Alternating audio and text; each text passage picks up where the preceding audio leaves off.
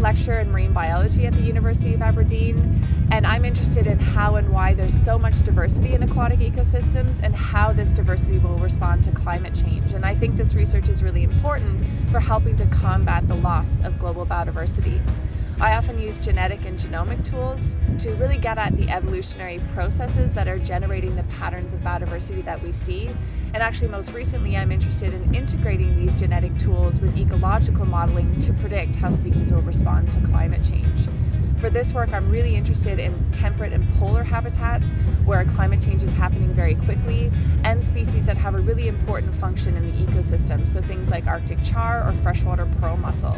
This work has led to my involvement in the ICES working group in the application of genetics in fisheries and aquaculture, and this group really aims to understand and use these tools to better identify, restore, and manage our marine resources and ecosystems.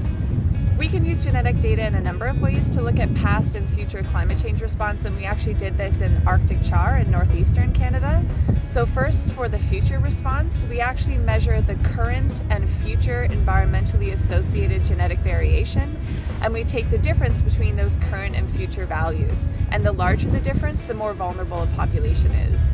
Then for the past response, we can use this genetic data to estimate population size in the recent past using a method that incorporates information about linkage from across the genome. We're actually using these types of analyses in a new initiative for our working group that's looking to understand species' capacity to adapt and persist to a changing climate. And you can use these analyses for all types of species from marine, freshwater, and terrestrial habitats. The results of our work of our recent findings in Nature Climate Change suggest that populations of migratory Arctic char at the southern range limit are actually most vulnerable to loss under future climate change scenarios. And this result is really supported by the fact that we saw that Arctic char declined in the past due to unfavorable conditions.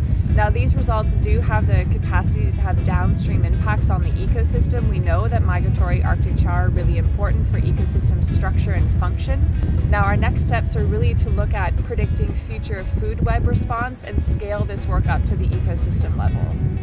And one group I'm really interested in are the nudibranchs or sea slugs. They're incredibly diverse, up to 3,000 species found globally, and we actually think that they might respond quite quickly to environmental change, so they may be good candidates for some of the work we've been doing in predicting climate change response. Now, there are also really interesting models in ecology and evolution. They come in a number of different bright, psychedelic colors and patterns, and these colors and patterns warn predators of their toxic nature. Now, this is really interesting in itself, but actually some of the toxic chemicals are being investigated for pharmaceutical use as well.